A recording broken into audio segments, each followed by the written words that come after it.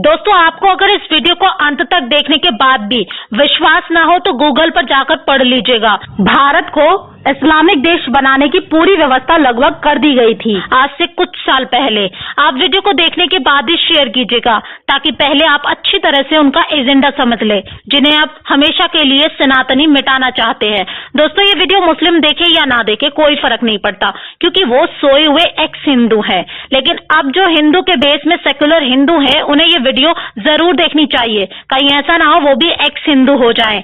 दोस्तों, सांप्रदायिक हिंसा बिल 2005 और 2011 सर्च कर लीजिए आप गूगल पर और उसकी डिटेल्स भी पढ़ लीजिए। मात्र 10 से 20 सेकंड लगेंगे, आपके पैरों के नीचे से जमीन खिसकने लगेगी।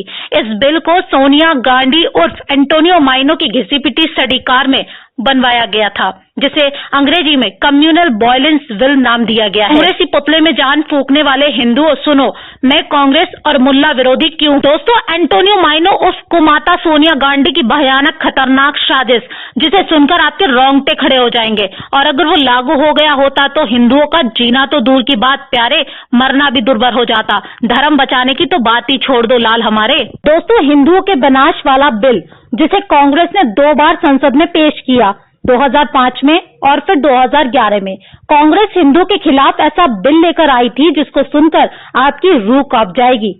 लेकिन भाजपा के उस समय विपक्ष में रहने और भारी विरोध के चलते कांग्रेस उस बिल को पास नहीं कर पाई थी। मुझे पूरा यकीन है कि 95% हिंदुओं को तो अपने खिलाफ आए उस बिल के बारे में कुछ पता भी नहीं होगा, जिसमें शिक्षित हिंदू भी शामिल हैं। उसको इन सब बातों को जानने के लिए ना समय है और ना ही उनके भेजे में अब भेजा बचा है। जबकि मुसलमान, ईसाइयों के अनपढ़ भी इतने जागरूक होते हैं कि पाकिस्तान, बांग्लादेश, अफगानिस्तान में धर्म के आधार पर प्रताड़ित किए गए हिंदुओं और अन्य अल्पसंख्यक समुदाय के लोगों को नागरिकता भारत में देने वाला सीएए कानून के खिलाफ मुसलमान का एक एक बच्चा उठ खड़ा हुआ था।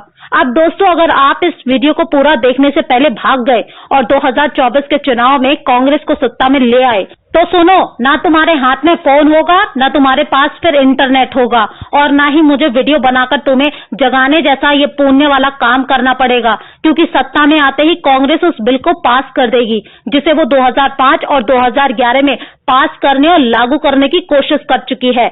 तो दोस्तों, अब मैं आपको उस भयानक बिल की बातों और कांग्रेस की घटिया दिमाग की घटिया चाल को भी दिखा देती हूँ।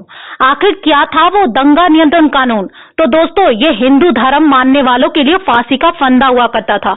कुछ एक लोगों को इस बिल के बारे में अच्छे से पता होगा। साल 2011 में इस बिल की रूपरेखा को सोनिया गांधी की एक विशेष टीम ने बनाया था, जिसे एनएसी भी कहते थे। उस टीम में 12 से भी ज्यादा लोग मौजूद थे, जो उस समय भी वामपंथी, सेकुलर और लिब्रांडो के भेष में थे, जिन्हें आजकल अर्बन नक्सली कहा जाता है। कांग्रेस का कहना था कि इस बिल के जरिए वो देश में होने वाले दंगों को रोक डालेंगे। अब उस बिल में दंगे रोकने के क्या प्रावधान थे, वो भी एक नजर देख लीजिए, तो आंखें आपकी पूरी तरह से खुल जाएंगी। इस बिल में पहला प्रावधान था कि दंगों के दौरान दर्ज अल्पसंख्यक से संबंधित कोई भी मामला होगा, उसमें सुनवाई कोई भी हिंदू जज नहीं कर सकता था, और ना ही उनके खिलाफ कोई भी हिंदू वकील खड़ा हो सकता था। दूसरा प्रावधान ये किया गया था, अगर कोई अल्पसंख्यक यानी मुसलमान सिर्फ ये आरोप लगा दे कि मुझसे भेदभाव किया गया है, तो पुलिस को अधिकार था कि आपके यानी हिंदू पक्ष को सुने बिना ही आपको जेल में डालने का हक होगा, और इन केसों में जज भी अल्पसंख्यक ही होगा। दोस्तों, इस बिल में प्रावधान किया गया था कि कोई भी हिंदू दंगों के दौरान हिंसा, आगजनी, तोड़फोड़ के लिए अल्पसंख्यक समुदाय के विरुद्ध केस दर्ज नहीं करवा सकता। और चौथा, इस बिल का प्रावधान था कि अगर कोई अल्पसंख्यक समुदाय का व्यक्ति हिंदू पर हिंसा, आगजनी, तोड़फोड़, हत्या का आरोप लगाता है, वो भी झूठा भी, तो कोर्ट में साक्ष्य पेश करने की जिम्मेदारी उसकी नहीं होगी। केवल अल्पसंख्यक व्यक्ति मुकदमा दर्ज करवा देना ही उसका काफी था, बल्कि कोर्ट में निर्दोष साबित होने की जिम्मेदारी उस व्यक्ति की होगी जिस पर आरोप लगाया गया होगा। उसमें पुलिस आरोपी व्यक्ति की कोई भी सहायता भी नहीं करेगी। अब दोस्तों, इस बिल का 5वां प्रावधान था कि दंगों के दौरान अल्पसंख्यक समुदाय को हुए किसी भी प्रकार के नुकसान के लिए बहुसंख्यक यानी हिंदू को जिम्मेदार मानते हुए अल्पसंख्यक यानी मुस्लिम समुदाय के नुकसान की भरपाई हिंदू से ही की जाएगी।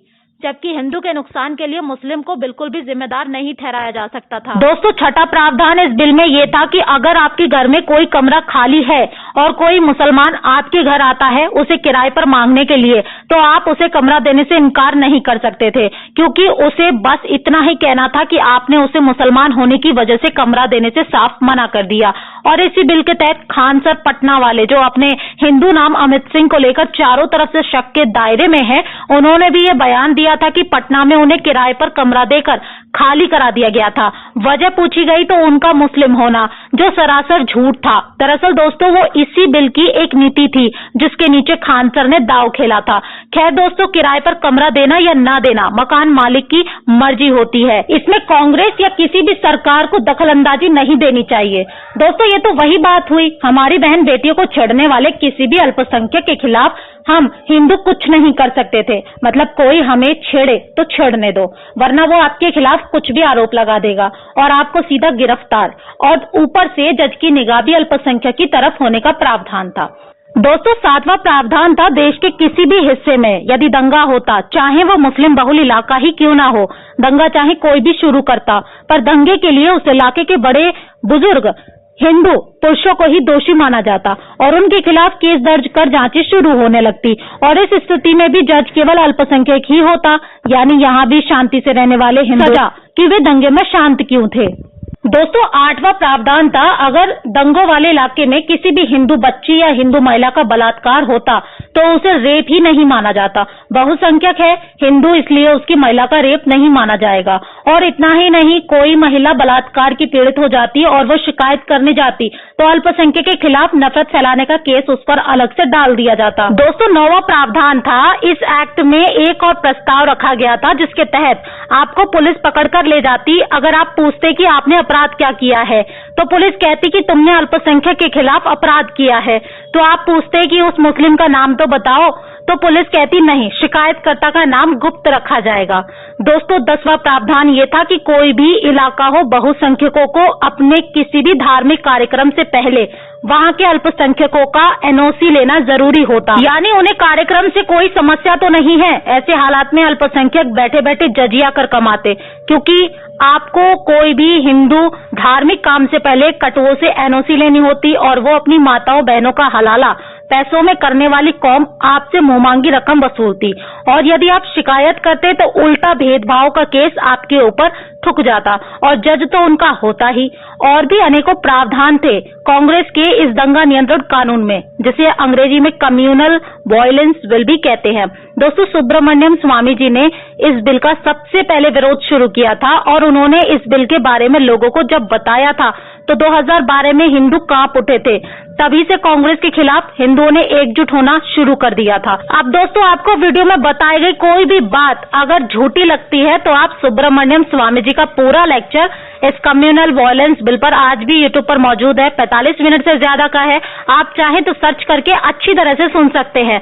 अब इसके बाद भी जो हिंदू गोरों की कांग्रेस को सपोर्ट करते हैं वो जाने अनजाने में ही सही अपने ही लोगों, अपने ही धर्म के खात्मे के लिए कार्य कर रहे हैं। इस वीडियो को ज्यादा से ज्यादा दोस्तों में शेयर करना इस हिंदू विरोधी और राष्ट्रद्रोही अंग्रेजों की पार्टी कांग्रेस और इसके नापाक इरादों को देश और जनता के सामने खुलेआम प्रकट करने में हमारी मदद करे। आपको इस बिल के बारे में पता था या नहीं, ये बात जरूर कमेंट बॉक्स में बताएं।